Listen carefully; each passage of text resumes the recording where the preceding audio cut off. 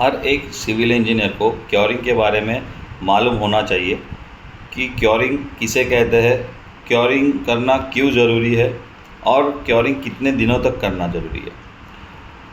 Freshly placed concrete के temperature और moisture को एक स्पेसिफिक पीरियड तक मेंटेन रखने की प्रोसेस को क्योरिंग कहा जाता है। ये क्योरिंग की डेफिनेशन है। क्योरिंग करने के लिए जनरली वाटर क्योरिंग ज़्यादा फेमस मेथड है।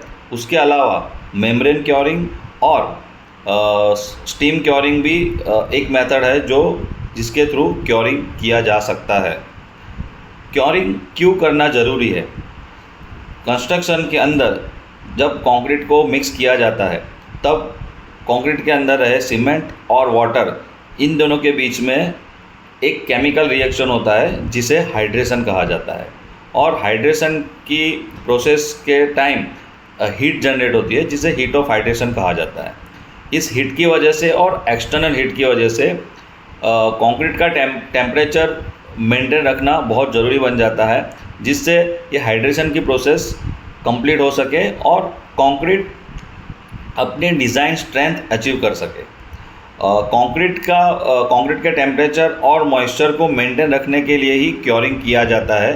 अगर हम क्योरिंग नहीं करते हैं तो कंक्रीट जल्दी से ड्राई होगा, उसके अंदर श्रिंकेज क्रैकिंग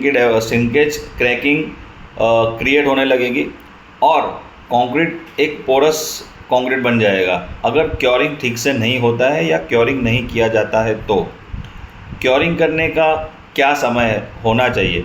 तो क्योरिंग ब्रिक वर्क हो या प्लास्टर हो तो जनरली 7 से 10 दिन तक क्योरिंग किया जाता है, और अगर स्लैब है तो 14 से 28 डेज तक क्योरिंग करना ज़रूरी है।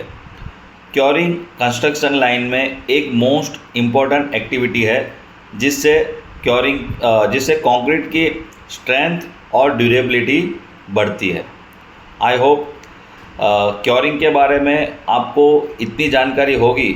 अगर जानकारी नहीं थी तो ये वीडियो से आपको ये जानकारी जरूर से मिली होगी। आप इसे याद रखना, और कंस्ट्रक्शन के अंदर क्योरिंग की प्रोसेस मोस्ट इम्पोर्टेंट है, ये हर एक सिविल इंजीनियर को ध्यान में रखनी ज़रूरी है।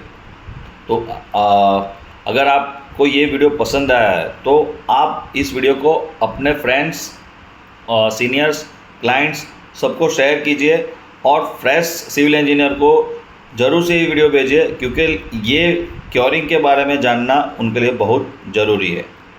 Thank you.